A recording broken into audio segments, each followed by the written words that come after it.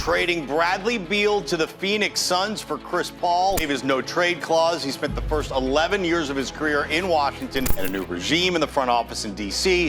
It was time for a change. I already know what you guys are thinking. Mike, where the hell have you been? So much is going on in the NBA, and here you are taking so long to get us our information and our news this late. Well, guys, my apologies. Today is my sister's graduation. She graduated from the age of 19 from UCLA. And of course, for me, family always comes first. But there's a blessing about this. Since I took a little bit extra time to get you this information, we're finding out that another blockbuster trade is in the works as a result of the trade that I'm bringing you guys today. So before we get to the content, make sure you drop like, subscribe, and turn on our notifications to help the channel grow. I want to wish a happy Father's Day to all of the dads watching this right now. And now that we got all that out of the way, cue the intro.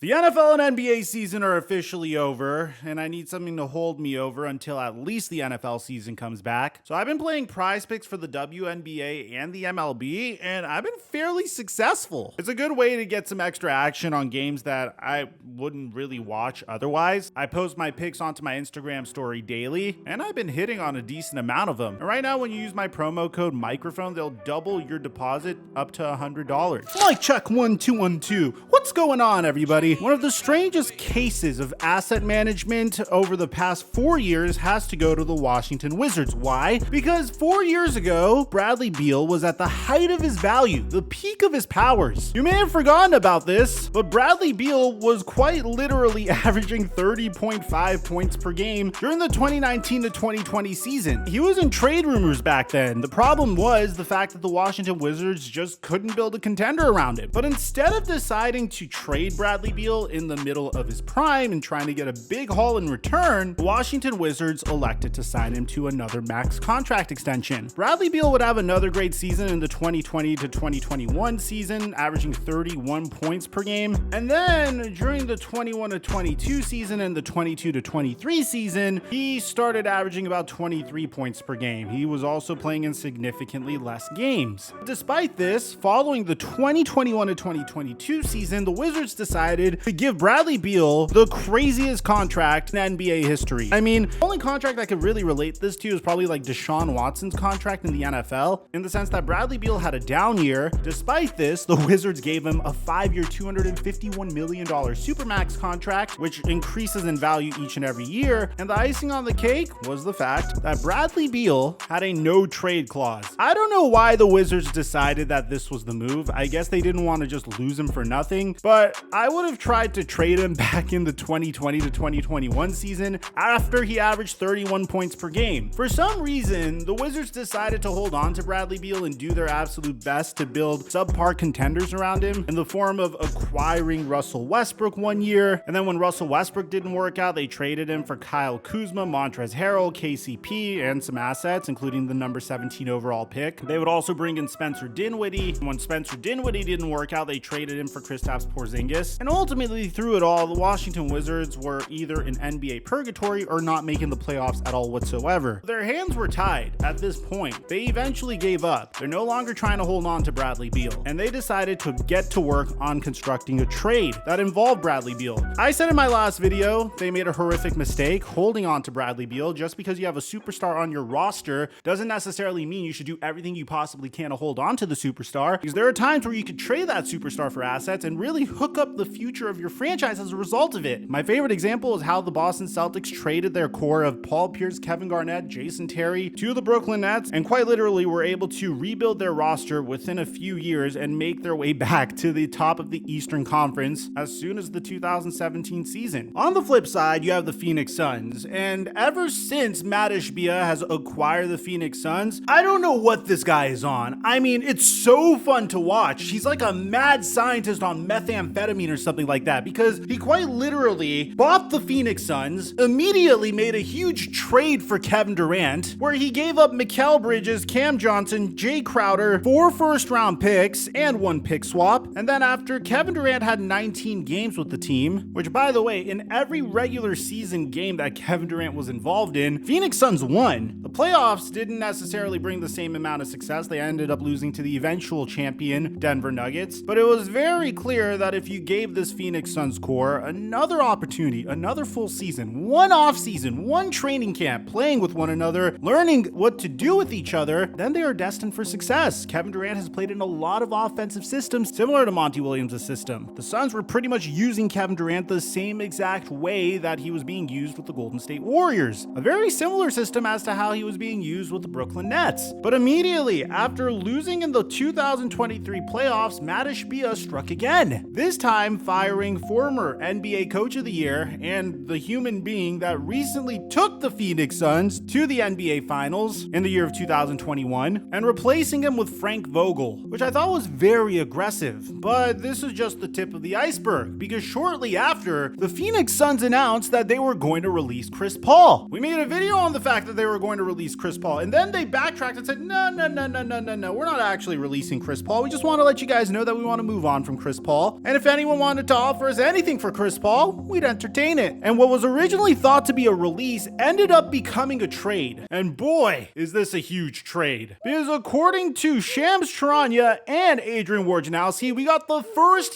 huge blockbuster trade of the offseason. Yesterday, Shams Charania reported that the Washington Wizards are in serious talks with 2 finalists, the Miami Heat and the Phoenix Suns, on a Bradley Beal trade. The Suns had emerged as a serious threat for Bradley Beal, who holds a no-trade clause. Immediately, I was thinking, the Phoenix Suns? With what assets? What could you possibly give up for Bradley Beal? And then I remembered, Bradley Beal's value isn't as much as you think it is. I mean, if we're being honest, it's a truly horrific contract. He's about to turn 30 years old. He's being paid a supermax contract. He's coming off of 2 seasons where he averaged 23 points per game. But that didn't stop the Phoenix Suns and Matt Ishbia from swinging a huge trade once again. I don't know how the Suns pulled this off, but according to Adrian Wojnarowski, the Washington Wizards are finalizing a trade to send all-star guard Bradley Beal to the Phoenix Suns. Sources tell ESPN. Beal is waiving his no-trade clause to form a new Big Three with Devin Booker and Kevin Durant. Teams are still working through the framework, but Beal is headed to the Suns. I know what you guys are thinking, because it's exactly what I'm thinking. It's what any sane NBA fan would think after seeing a tweet such as this. Okay, this is cool, don't get me wrong, and holy crap, the Phoenix Suns just got Bradley Beal. But what did they give up for Bradley Beal exactly? Well, take a load at this, because it's a clear indication of what Bradley Beal's value was and how much of a horrific mistake the Washington Wizards did just by holding on to him. The Suns are expected to send Chris Paul, Landry Shamet, multiple second-round picks, and pick swaps to the Wizards. Phoenix has no available first-round picks to trade to the Wizards. Beal's no-trade clause limited the Wizards' marketplace. Deal could take a few days to be finalized. It's so funny how the Wizards, for some reason, thought this was a good idea. Hey, you know what? Let's hold on to Bradley Beal as long as we possibly can and then trade him for peanuts on the dollar. My immediate thoughts here is I honestly give the Washington Wizards like a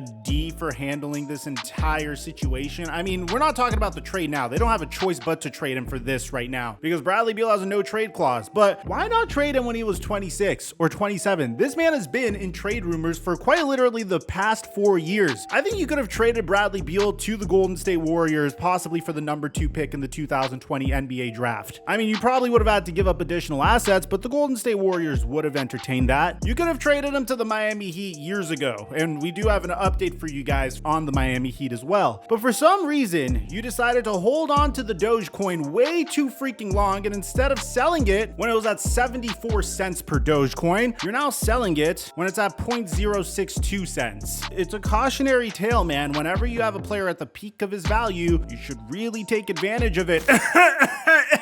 Portland Trailblazers. So you might be thinking, wait, Mike, what's going to go on with the Miami Heat? Well, we're going to get to that in a sec. There's so much additional news as a result of this news that you guys have no idea. There's a reason why this video is this long. Let's address the elephant in the room. Kevin Durant has now been on the OKC Thunder that featured himself, Russell Westbrook, and James Harden. Then the Golden State Warriors that featured himself, Steph Curry, Klay Thompson, and Draymond Green. Then the Brooklyn Nets that featured himself, Kyrie Irving, and James Harden. Then the Phoenix Suns that included himself, Devin Booker, and Chris Paul. And now, once again, the Phoenix Suns that include himself, Devin Booker, and Bradley Beal. I mean, this is definitely legacy altering for Kevin Durant. When you've been on this many loaded teams, you don't really have any excuses anymore. I'm really glad that he's in a situation to thrive. I just find it very comical that he once again is on a super team. It's something that we've seen over and over again. You guys already know what my philosophy is on super teams. I personally don't believe in the philosophy of it. I don't like the idea of paying 3-star players on your roster and then filling out the rest of the roster with veteran minimum contracts. But I have to admit, it's a lot of fun to watch, so I'm all for it. We need some super teams in the NBA, and this one should be a very entertaining one.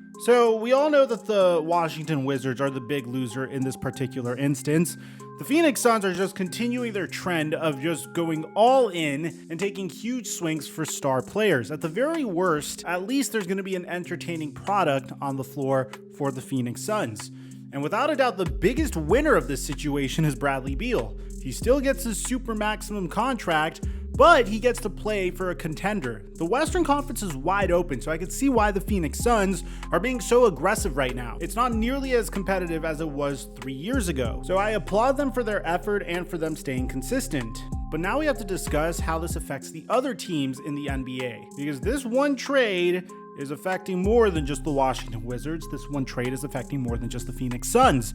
For one, the Miami Heat were really trying to pursue Bradley Beal, and you have to understand how broken the Miami Heat must be at this point. They've missed out on stars in the past. They tried to trade for Donovan Mitchell last year, and they're clearly doing whatever it takes to improve their roster after making it to the NBA Finals as an 8th seed and obviously not being able to defeat the Denver Nuggets. Well, the Miami Heat appear to be very much fixated on trying to pursue a trade for Damian Lillard. According to Crispy Haynes, Miami's focus is Portland superstar Damian Lillard, with the genuine belief that this could be the offseason the veteran guard seeks a change of scenery, league sources tell NBA on TNT and Bleacher Report.